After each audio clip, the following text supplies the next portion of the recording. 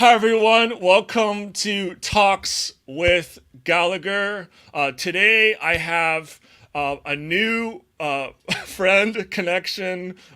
We share a multitude of mutual connections. But Hugh, he is in Australia, and he is CEO of Transformation Leadership of Australia. He's also a board member of a variety of different organizations for the kingdom of God. And so I'm just so delighted to have Hugh on tonight. And this actually starts our first season in focusing on leadership for probably next 6 to 9 months, or maybe for this year.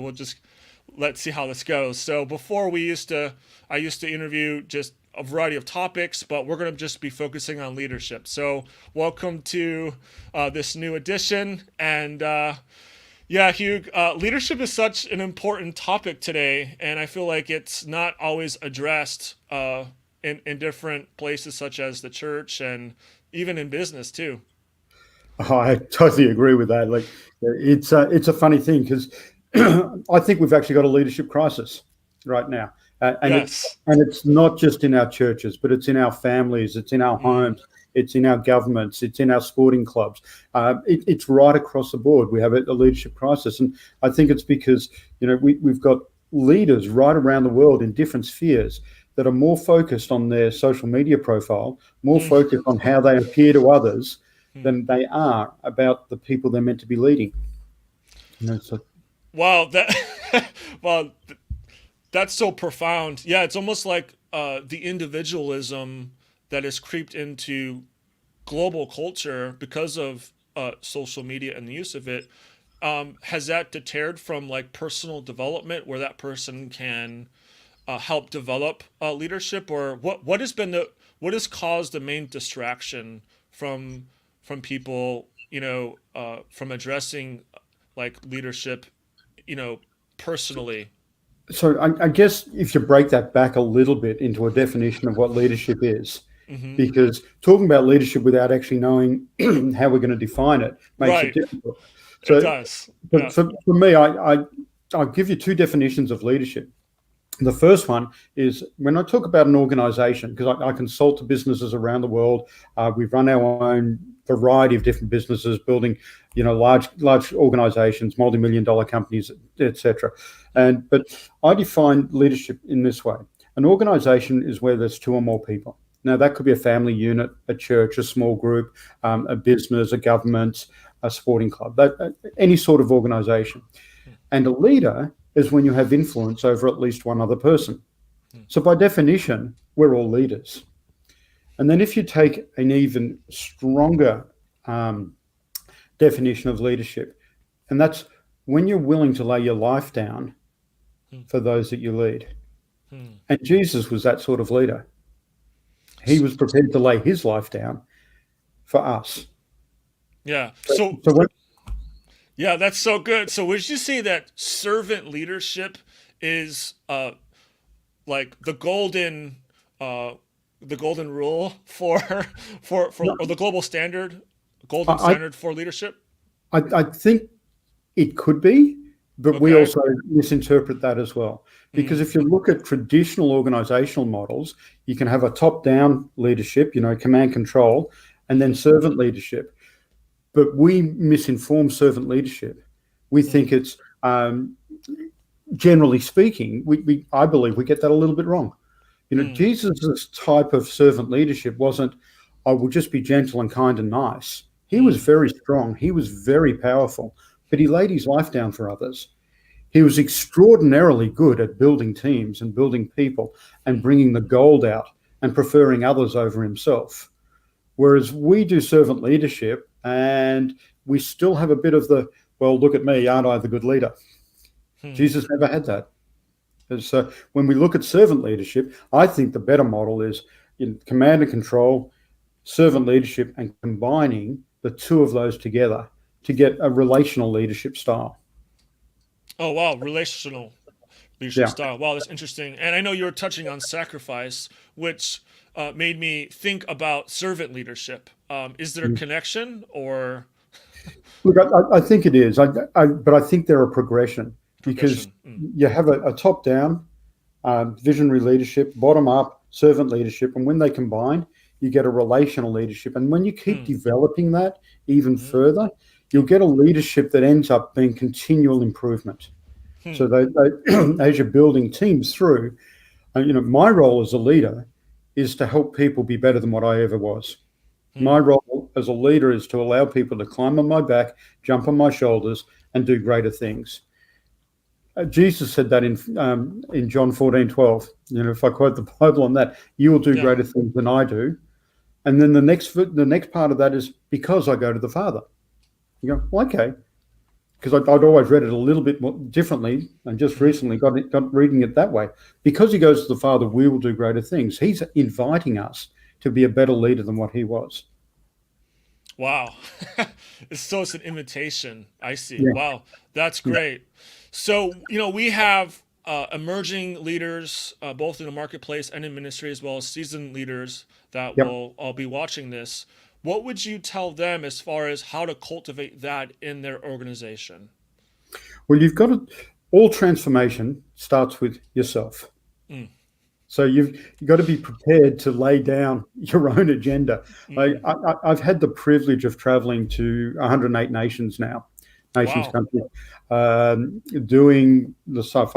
As I said, I ran my own company, a multi-million-dollar company that 5 years ago, the Lord asked me to sell, which was interesting because it did really well. And I said, why? And he said, I want you to teach some of the principles you've already learned. So I wrote a book, put that out there. The book's called, it's a very Australian term. It's called Take Your Framework and Stick It Up Your Pipeline. And it was published at the end of 19. And the subtitle for it is Finding a New Normal, which is funny because we're all looking for a new normal now. Right. But your question on finding that leadership thing, on what it takes, when you look at yourself and be transformed yourself, then you can help others. But if you haven't gone through that journey, it's harder to do. So all transformation starts with yourself. And then when you can bring all of those things together and help others and prefer others, things change. Wow. So does that require someone to be able to be teachable, to sometimes unlearn, to relearn? Yeah, look, absolutely. When you put the definition of a leader out there, being teachable, the best teachers, the best leaders are the ones that are always learning. For me this year or last year, one of the things I got, it's okay if I talk about the Bible, right? Oh, please. Yes, totally. For Romans 12, we all know what Romans 12:2 says. And it says, be transformed by the renewing of your mind. But Romans 12:1 says, hang on, I'll just open it and I've got to quote it correctly. Right. Romans 12:1 says, therefore I urge you, brothers and sisters, in view of God's mercy, to offer your bodies as a living sacrifice, holy and pleasing to God. This is your true and proper worship. I went, what? Because I'd only read Romans 12:2, like a lot of people, or maybe not, maybe you guys are better than I just would read snippets out the Bible. It says that everything we do is worship. Singing on a Sunday is worship. But so is going to work on Monday. So is being a mum and a dad. So is being a sports person or a police person. So is being a church leader or a business leader. All of that's worship. So in everything we do needs to be worship. So we've got to look and say, wow, is what I'm doing worship unto the Lord? Is this my true and holy sacrifice? Then when it goes on to Romans 2, it says, do not conform to the pattern of the world, but be transformed by the renewing of your mind. Now, I would close the Bible at that point, go, okay, I've read that, I understand it. But if I went on and read the rest of Romans 12, it talks about what a renewed mind looks like and how we're to act and how we're meant to do things. It talks about preferring others over ourselves. It talks about being humble. It talks about, if your gifts, and we're all given different gifts to form a part of the body, but if your gifts, if your gift is to prophesy, well then prophesy. If it's to teach, to teach. If it's to give generously. Mm-hmm. If it's to lead, do it with diligence. It's the only one that's different. So I think that even as Paul wrote that, he's saying there is a thing on leadership that's needed to be looked after, encouraged, and nourished through that. So, I was just taken to those places of reading more into what the Bible was actually saying to us about leadership. But it's not a pinnacle for somebody. Because I said, I've gone to 108 nations, and everywhere I've gone around the world, every single person that I've met has a smart brain, a big heart, and they're good at least one thing. Right? And us as leaders, it's our role to help them in that thing that they're good at and help improve that. Wow, that is such a great perspective, and one that you don't hear very often. And I love the spiritual angle that you're giving on this. That's so fantastic. I do know in different business arenas, Simon Sinek, he talks about finding your why. How how would you integrate where sometimes there's different language that is communicated in the marketplace, and then also in ministry. How does one develop their why that can be cross cultural? John, that's a great question. That's why I wrote my book. Okay. I didn't know you wrote a book. That's awesome. We'll have people go to it at the end of the broadcast. That one there. Oh, there it is. Yes. Yeah, take your framework and stick it up your pipeline. Okay. Right. Yeah. Now, can you get that on Amazon or? Yeah, it's on Amazon. It's on Amazon, and the audio book should be there in a week's time. They're just checking all the details on that. Oh, wow. Awesome. I did the audio book myself whilst I was in quarantine. Didn't want to, but God said, no, it's actually going to be better in your voice. I'm thinking, cracky, croaky voice in quarantine. I feel like I was, like Paul writing in jail. So anyway. Oh, my word. Wow.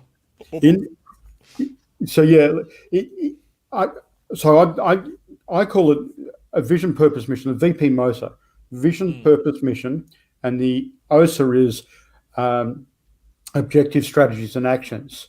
Because having a why without having something that you can back it up with is no good at all. Right. But it all starts with your why. Yeah. Now, I'll challenge most people's whys on their vision because it's got to be something bigger than themselves. So I asked, why do people get into business? Now, the first reason I got into business was I wanted nice cars, I wanted a nice house, I wanted to be able to travel and have holidays. I wanted a boat and a plane, just all normal stuff, right? But when you've got the nice house and you've got the nice cars and you can travel, I haven't got a boat and a plane yet, but then what do you do? When is it going to become more than about yourself? And I think that's when it changes, when it becomes more than you, when your why is affecting the community around you or people around you. And look, we don't live in isolation, though this last year we have. We're not meant to live in isolation. We're meant to be there for the benefit of others. So in leading in that sort of style, knowing your why of, what does that vision look like, and will people come and follow it? And one of my favorite whys is National Batteries in Dallas. I walked into their head office a couple of years back, and right across their front wall, it says, "We will make the most reliable power source in the world to the glory of God." Wow. Now I've gone, well, that's a vision I can get behind. Right? This is right across their front wall. They they didn't back away from their faith. And as you walk through the building, it was worship music playing. It had scriptures on walls, pictures, and it was an emotional time going in because in Australia we're not always allowed to do that, but they did, and it was fantastic. Wow, that's but awesome. when you can develop your why, and your why gets formed out of your passion. Something that I've understood recently is God wastes nothing, but He redeems everything. So everything you've done up until this point of time is adding into your why. Every success you've had, every failure you've had, every misstep you've had, God wastes none of it. And He'll bring that together for your why to be what it's meant to be. My why, see, on chapter 2, sorry, page 2 of it, it says there in the book, right? Yeah. If I could work this camera, the why behind my what. Oh, yes, I see Right? that. Right. So, it was talking about, I'd run businesses for 30 years, different sorts of businesses, different industries. But what was the common thread in it? And it was about affecting nations. For me, my wife and I, my why and what all comes in one fairly succinct statement, that we bring heaven to earth by working with people to help them achieve their God-given potential. We will work with business leaders, heads of nations, heads of state, to develop strategies that will bring nations towards God's given potential. So That's beautiful. it's why we do what we do, because without a why, you can go off track. Right. Simon Sinek, his stuff is brilliant on that. And I work through a process with people on doing it, and I start the why with this. What do you want your tombstone to say about you? Right? Because what do you want to be remembered on this earth for? Let me share a quick story with you. That's so good. You've heard of Nobel. Now, what's Nobel known for? I'm not sure. Well, you've heard about the Nobel. Oh, the Nobel Peace Prize? Right. Okay. Yes. Well, Alfred Nobel actually invented dynamite. Oh, really? He did. But his cousin, who was also Alfred Nobel, had passed away, but they wrote the wrong obituary. And in the obituary, they talked about Alfred Nobel creating dynamite that had been used to kill many thousands of people. He didn't want to be remembered for that. So he changed what he did and invented and came up with the Nobel Peace Prize, which is what he's remembered for. Wow. Right? Wow. He got a totally different why. So I said to people, start with, how do you want to be remembered? And if it's a company, in 50 years' time, what do you want people to say about you? Because you don't want to be remembered for dying as a company. You want to live out through that. The same as National Batteries, what there's, the most reliable power source to bring glory to God. So you start with, what do you want to be remembered for? And then I get people to say, well, then write your, so there's the obituary, what's going to go on your tombstone, and that can't be very big, because unless you're making a sacrifice to yourself. But then write out what people would say about you at your funeral. Write out, in my case, what my wife would say, what my children would say, what my pastor would say, what my friends, what people who have known me in community, what are they going to talk about at my funeral? What would they say? Now, that was really hard, because I actually wasn't living like that in totality. There was still things I needed to change. And so I was in a bit of a fetal position as I went through those conversations going, wow. Then I could look at, well, if I want to be remembered like that, I've got to start living like that. What is my life going to have meaning? Where are those inflections on my life that I need to change? What do I need to work with?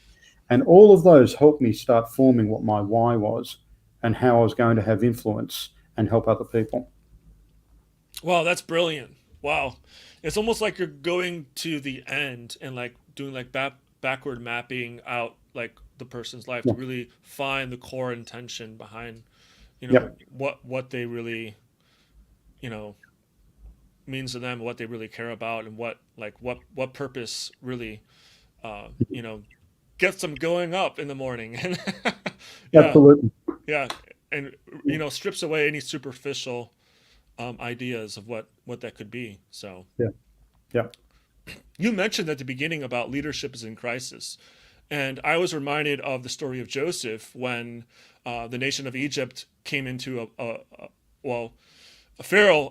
I mean, you know the story, but just they came into a crisis, right? And I find it interesting that Joseph, when he came into prominence, is when a crisis hit, that foreign land, and so what would you say about modern day Josephs in this current day and age that we're living in now? Yeah, see, the thing with Joseph, and it is an amazing story. It is a rags to riches or a tomb to throne story, Mm, and there's a lot of different parts of the story of Joseph. But when he was in Pharaoh's house, right, and this is, I think, a really important key in business, that mm, he was stewarding and managing someone else's resources.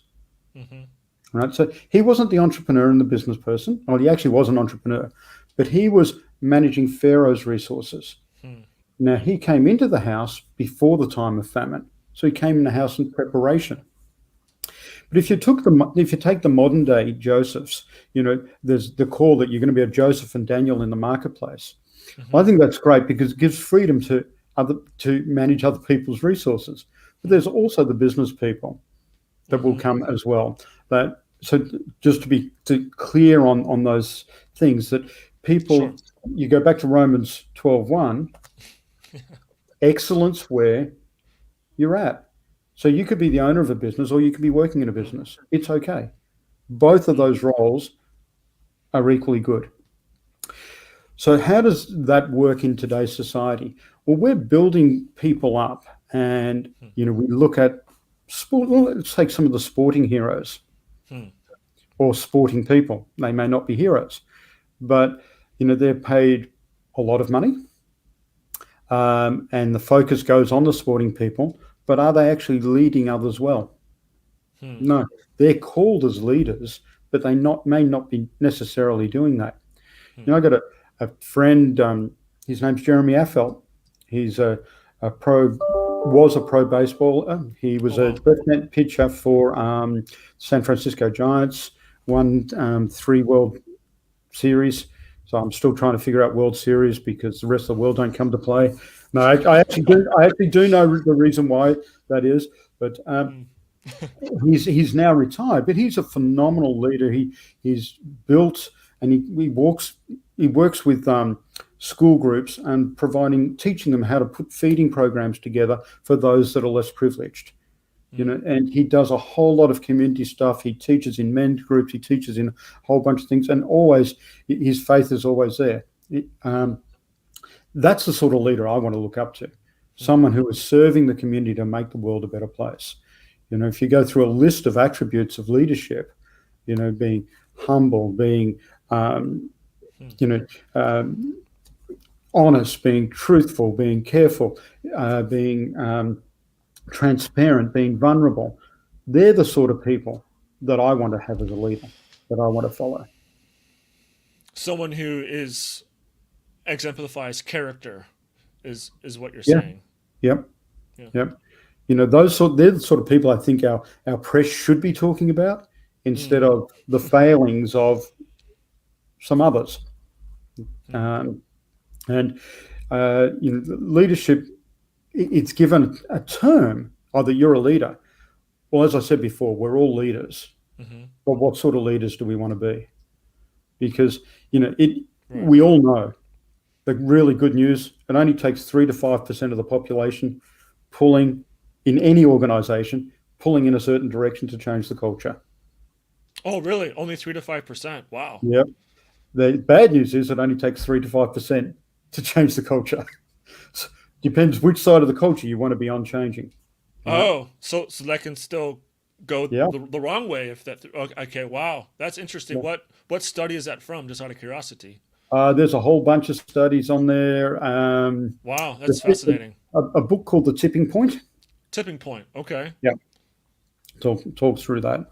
And so, if we're helping people be the best that they can be, and we're all pulling in a direction of change, Mm-hmm. then we will see that change work in the same way. Do you think as us leaders we are called to transform culture? Do you think that's possible? Absolutely, I think it's possible. Not only possible, it's probable, and we get to choose. We get to choose because, as I said, Amen. 3 to 5%. So if we can have enough people pulling in the same direction, talking the same thing, if we have people that are building people up, looking for the gold in people, helping them become all they can become, if we can get rid of gossip out of our organizations, if we Mm, can change the way we think, if we can get rid of fear and anger, right? And when I teach on leadership, I teach on doing all of those things. But, like get rid of gossip, that's a big one. hmm you know, then we're still all pulling in one direction. Absolutely, I totally believe that we can have a kingdom culture at the center mm, of our community, of our lifestyle, and around that, the spheres of influence, which gives you the form of the kingdom and the function of the kingdom, and we would be the outworking of that into our communities and totally change the way we live. Jesus told us that we were meant to go and make disciples of nations. mm, And yeah. you can read that whichever way, whether it's disciples of people groups or disciples in a house, but disciples of nations. And in doing that, he's calling us to transform them. He's calling them to transform from a way of thinking to his way of thinking, from an earthly perspective to a kingdom perspective. Mm. And in doing that, when we do that, it changes everything in society.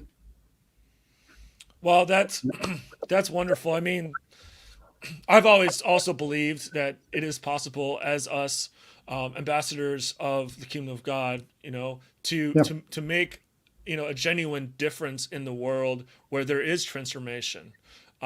And so it's so refreshing to hear that from a seasoned leader like yourself and your acumen. I'm so encouraged to hear that that it is possible.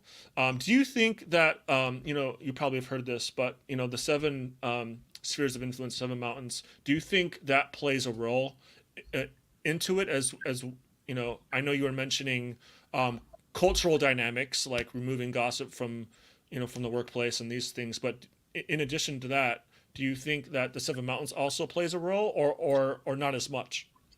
No, I think the seven mountains do play a role. I choose to use the word seven spheres Seven rather spheres. than, Okay, yeah. sure. Yes. Hmm. Well, and the reason why, because when you've got mountains, you've also got valleys. And, Oh, yeah, yeah. Ups and downs. Yes. yeah, yeah. Because we're meant to have influence where we are, Hmm. right? And because there are seven spheres of influence across society, they have to play a role. They have to play a role. You look at the role media plays at the moment in influencing the world. Yeah. And it does. It plays a huge role because depending on your political persuasion right now in the Hmm. world, you will watch media that feeds into your political persuasion. I'd Mm. encourage people to watch media on the opposite side of their persuasion and just have a look and see if they still disagree. Because I Yeah. think things are a lot closer than what people would care to think about. Right? But Yeah. It's a bit. Yeah. we're definitely influenced by that. Movies, we're definitely influenced by that. Mm. Work Hmm. and business culture, we're influenced by that. But we can be the influence in each of those areas. Right? Some would say you've got to be at the top of those mountains to create influence. I would just say you need to be able to influence other people where you're at, because good leadership is about influence.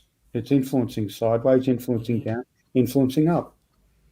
Right. Yeah. So Right. we must be able to influence in our spheres. Um, I want to be that person that people look at and say, wow, that's a really good life they've got. I want to live like that. Mm. And I want to help more people have that sort of life to say, well, it's without fear. We're full of grace. Yep. Don't get me wrong. I've done my share of wrong things in this world. I've really, and been forgiven. But it's how we work together and bring the best out of people that we're working with. Hmm. Well, yeah. That's so important. And I'm wondering, like, how has social media made an impact, in your business and organization, and And I'm I am one of the world's worst self-promoters. So, social media is meant to be the new way of marketing and advertising yourself or what have you. mm, The problem that I've found with social media is that it's become a free-for-all. It's mm, become this place where people think, well, I'm just going to express any opinion I want, and there's no repercussion on that. mm, Whereas before, if you published in a paper an opinion about somebody, the way people do on social media, you would have been held up for libel. You would have been held up in courts for, slander and all sorts of things. But social mm, media now just says, well, you can do whatever you want. Again, I encourage people to go and have a look at the opposing point of view. mm. Go and sit down and go and look at the opposing point of view and say, well, hang on, is there something where we can come together on this? Is there some parts that we can agree on and start there? Rather than dividing and pulling everybody apart, what are some of the things that we can agree on? Some of the things that we can talk about? And the Hmm. things with social media is it just becomes a slamming match rather than, are we going to be mature enough to sit at the table and have a conversation? Mm. There's a lot of agendas and a lot of topics out there right now, but can we sit Yeah. and talk about it? Can we sit and understand somebody else's point of view? Can we say, well, I don't understand your point of view. Can you help me understand it without belittling, without bringing somebody down? And I think it's time that we got around the table and started talking. We started, rather Mm. than, being, I don't like you because you're whatever political party, or I don't like you because you believe this. Uh, why can't we come together and say, well, help me understand why you're thinking that way. Help me Yeah. understand your point Right. of view. I may not agree with your point of view at the end of this conversation, but at least we've been able to sit and talk and to be able to discuss that. Yeah, that just reminds me of Jesus, where he had all these table conversations with his disciples and with Mary. And yeah, I just find it fascinating. And you're exactly right. Like, I think there's a lost art in having an actual, face to face conversation, even if that requires a virtual in some instances, to be able just to communicate, just, and just to listen and to hear what they're saying from their perspective. And even if you don't fully agree with it, just try to understand where they're coming from, and be civil about it. And I yeah, I completely agree with what you're saying on that. I feel like because of the lost art in communication on a table, whether it's a physical table or virtual table, I feel like that's lost some trust. In different leadership dynamics, which doesn't help business, Mm, right? Because you yep. need trust to have business thrive, as you know, right? So that's all important. Uh, Yeah. Yeah. I'm not sure it's a lost art, but okay. I'm not sure that it's taught. So Oh, okay. That's this is it. this is one of the mysteries of kings to discover. I Mm, think, that Jesus, when you read through the Gospels, that's what Jesus did. He had conversations with people, you know, um, hmm, and he talked, and he said, "Well, okay, let's understand this." Jesus didn't often make definitive statements. mm, He yeah. he, he asked questions and told stories. Right. Right. Yeah. And if he's, you know, like if you look at leadership, even if you didn't believe that he's the risen savior of the world, and which I do believe, but if you didn't Yeah. believe that, and you think around the world that there's 2 billion followers of Jesus today, that's one heck of a leader. So Yes. why wouldn't we model on what he does? Right. Right. Right. Yeah. So I'm curious, outside of Jesus, what is a leader that you have looked up to, and you've learned from, and why that leader particularly?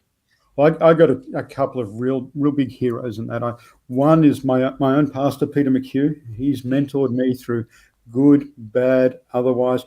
Peter has been a wonderful friend. You know, he's the senior pastor at Stairway Church in Melbourne. A wow. wonderful friend over the years. We've walked closely together. Now, even today, I still have once a month mentoring with Peter. Though, you know, we've been doing life together for 30 years. Wow. Yeah, he rings me, and I'm in quarantine at the moment because I got out of Australia, had 2 weeks quarantine, did 4 days of meetings with government officials and stuff in Cambodia, and then I've come back. So I'm 40 days in the desert at the moment, which is an interesting concept. But Peter has been extraordinary, Mm, extraordinary. So other wow. leaders around my world that have added into me as Bill Johnson. As Mm, it's wonderful the way he teaches. Heidi and Roland Baker. mm, They're close personal friends, and their leadership and what they've done and how they stop for the one. You know, mm. they live the sort of leadership that I want to be. You do, A yeah. friend, Ford Taylor. Ford Taylor, again, is a phenomenal leader. We worked together on transformational leadership. He took a company that was failing into a $300 million company, Wow. um, and you know, I met him about four or 5 years ago in South Africa, and we've done a lot of work together around the world since. But his thoughts on leadership are phenomenal on that. So there's a bunch of people around my world that some I aspire to be more like. You know, like the Bakers. Mm, I know that the numerous times of being in Mozambique, and mm. Heidi says, "Well, let's go out bush." And you're out in the middle of the bush, and she gives everything away. And she Incredible. said, "You'll be right. You'll sleep in a sleeping bag under the stars, and it'll be the best experience of your life." You see, you go, okay, and she's right. You know that the work that they continue to do and continue to serve others in is phenomenal. You know, and I've had the privilege of doing John Maxwell leadership training, and I've done Mm, Zig Ziglar, and I've done what most people have gone and done, and having run a company. But you say aside from Jesus, the funny thing for me, a lot of the stuff that we did in running our company, and we took it from a dream that I was given to mm. be a multi-million dollar business and number one in its industry. Um, Wow. uh, that was, I was asked, how did we have the phenomenal growth we did? And I said this, well, and this was an award night for a very large um, IT firm that has three initials. Mm, Uh, and I said, I won't name them, but mm, at the awards night as partner of the year, I said, well, I'd lay on the floor and I'd pray. And if Jesus said to do it, I did it. And if he didn't, I didn't. mm. And the guy interviewing me said, no, really, what I want all the detail. Oh, you want the blueprints, you want all the strategies we put in place. I said, yeah. And I said, okay, everybody get your pens out, get your pads, your um, tablets, whatever you want to write on. Here it is. Here was exactly what we did. Said, I'd lie on the floor and pray. And if Jesus said do it, I did it. And if he didn't, I didn't. I didn't have another secret in building our organization. He taught me how to lead our people. Now, having said that, Ford Taylor, who I was talking about before, Yeah. he put a language around it that I hadn't had. Mm, We led what we did innately, and I had to face my own fears, my own frailties, and deal with my own stuff. And when I met Ford, he talked a language that can work from the highest person in the company to the lowest person and everywhere in between, that people can use a common language to be able mm. to talk about leadership. He calls it relational leadership. It's phenomenal. And yeah, so yeah, I've learned from some really good people. Wow, that is so fascinating. I'm wondering when you are laying, you know, prostrate before the Lord, like, are you asking God questions, or are you just in silence and solitude and just listening, or is it a combination of both, or like It, how does the interaction look like?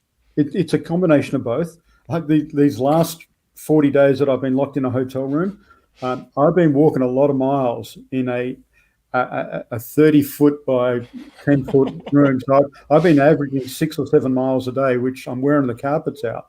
Oh my word. But some of it isn't lying prostrate. Some of it is walking Okay. and talking with God. But in those times, it was different because sometimes we were facing circumstances, so I needed specific answers. So I'd ask specific questions Hmm. because sometimes we don't get the right answer because we're not asking the right question, Right. which is so I was asking very specifically, what do I do in this circumstance?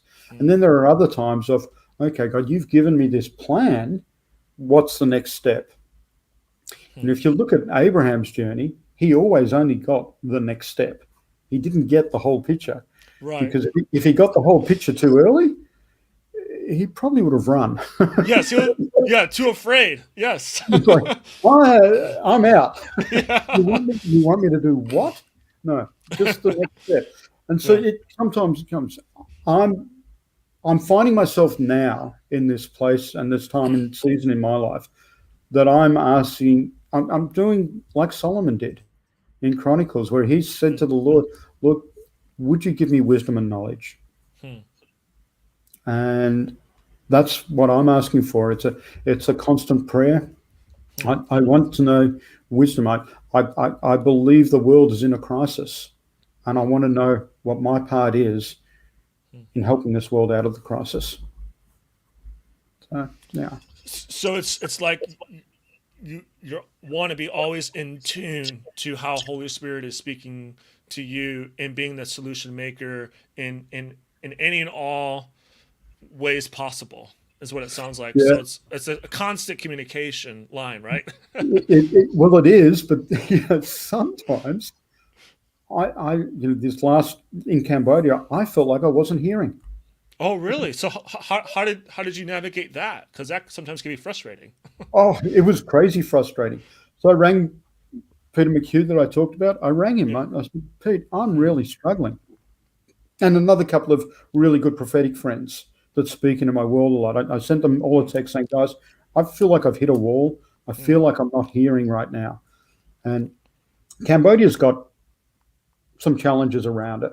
And the question was, well, how was I relating with God? What was I asking for?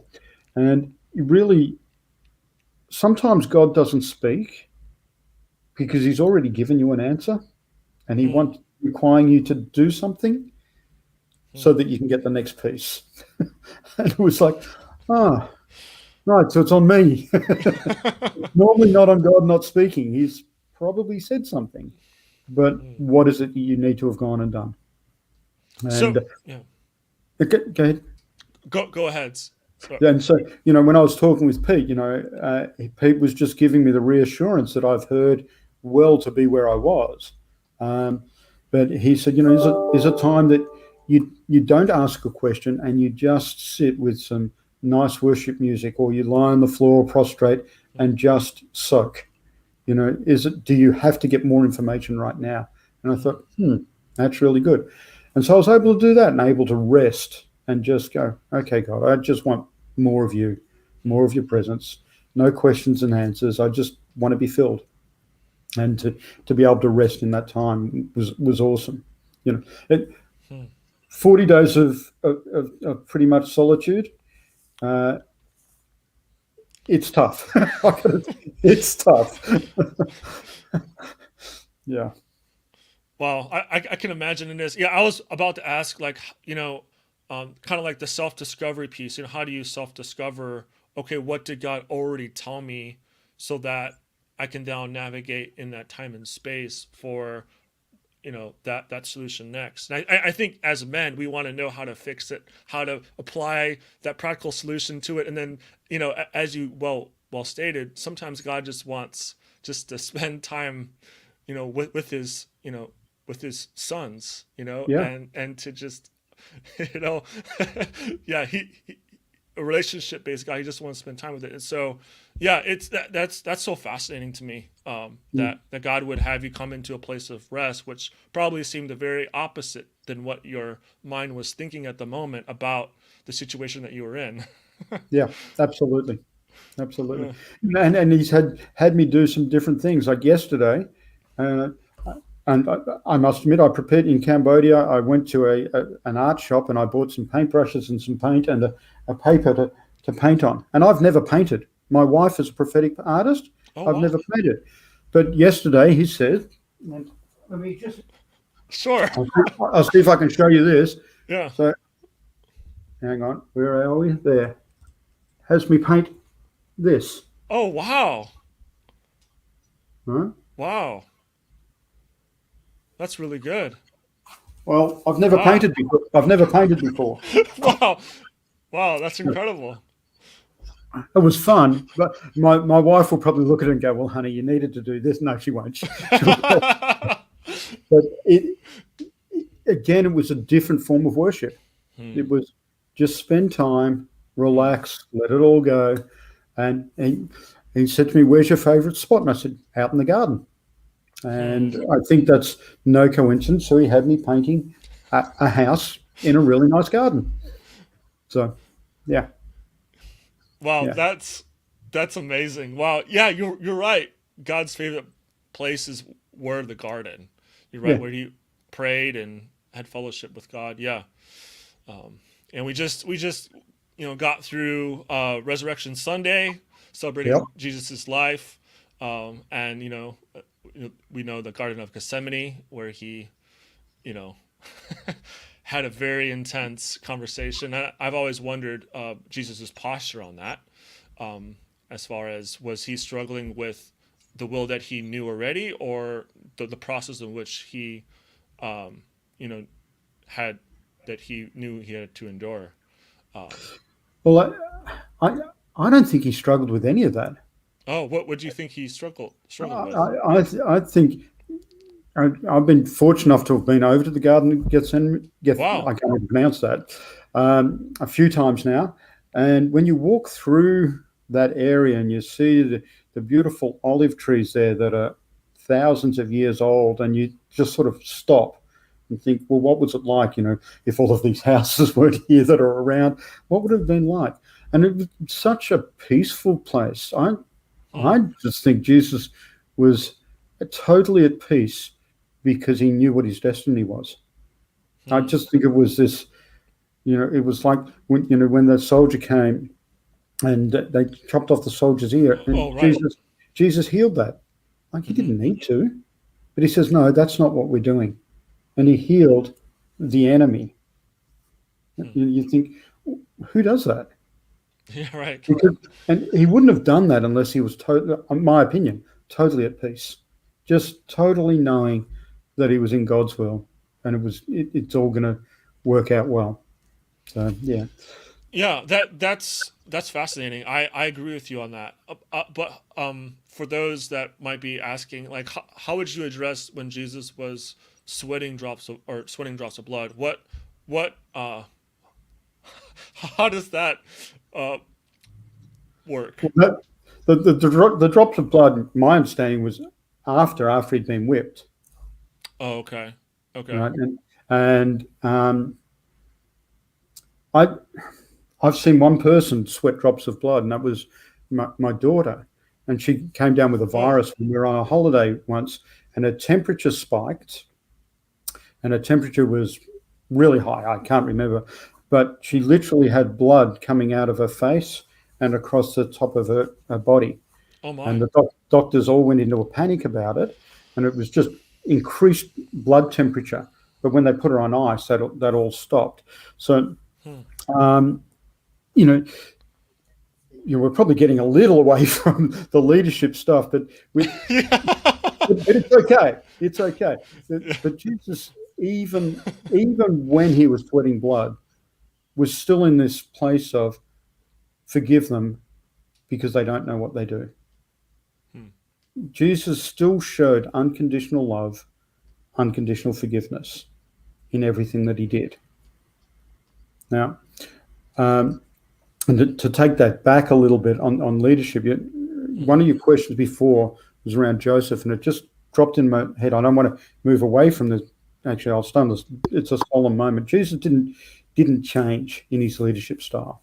Hmm. Jesus wanted to bring peace. He was a peacemaker. He was not a peacekeeper. He didn't mind having conflict because he knew that he was a resolution to the conflict. Hmm. He didn't mind, and most people are afraid, a lot of people are afraid of conflict. Jesus never was. He would take conflict and he would deal with it because conflict plus resolution brings healing.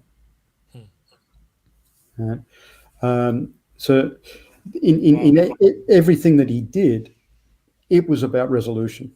It was about pointing to the Father and this amazing love that we all have. And yeah, it was Resurrection Sunday, and it's beautiful. And it's this place of he laid his life down for us. Yeah. True leadership. And when Jesus says in John 15 that if you love me, you'll obey my commandment.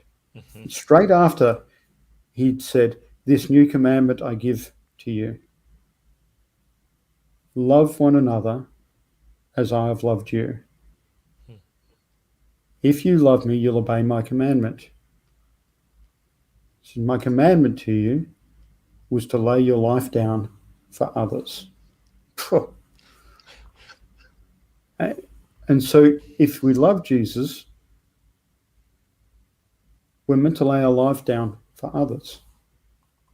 To me, that's what leadership is. When we lay our life down for other people. I feel like we just came full circle, Hugh. Yeah, we're back at that point.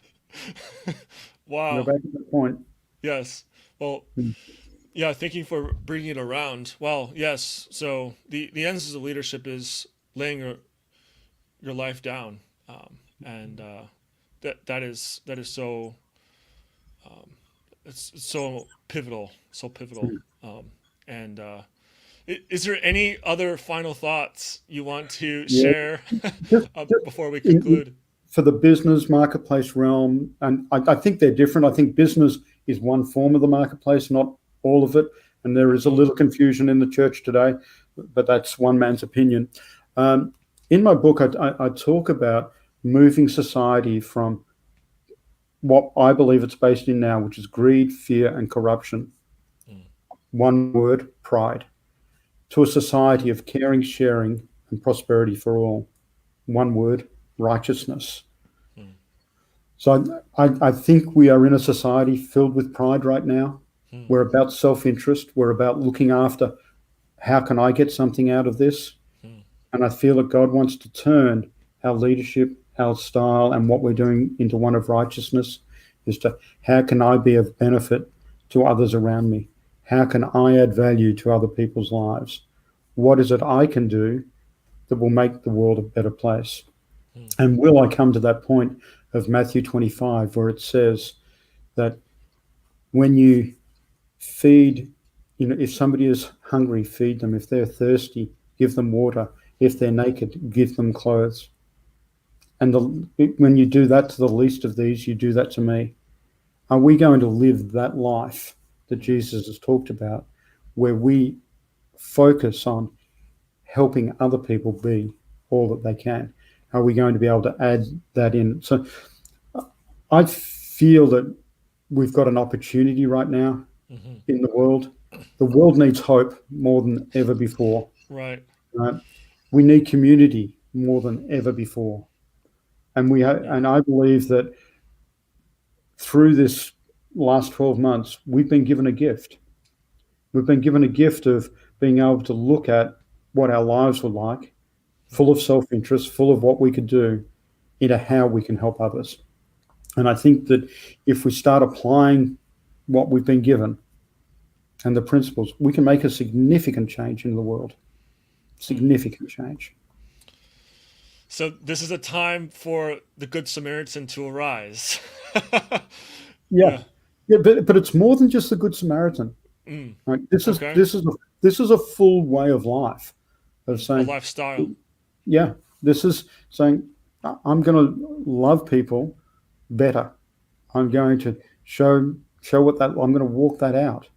And helping, we're going to transform society by transforming ourselves first. And moving away from that greed, fear, corruption, self-interest into looking out for the needs of others as well. Well, there you have it. We've been challenged hearing Hugh today in many ways, a lot of wisdom shared. And so laying your life down is the essence of leadership today. And you can find Hugh's book on Amazon, and I'm sure on other book platforms. And if you're also into audiobooks, that will be coming out soon. And can you show up your book one more time, Hugh? Hang on, get a camera. Yes, take your framework and stick it up your pipeline. Finding a new normal in business. So, well, I'm gonna look up that book right after this podcast and buy it. And so, thank you so much, Hugh, for joining today. I really enjoyed our conversation, and thank you for sharing in your time. Really appreciate it. John, I appreciate having me on. It's been a wonderful day, and it's really helped relieve a bit of this confinement as well. Beautiful, beautiful. All right. Well, thank you everyone for watching, and we'll see you next time.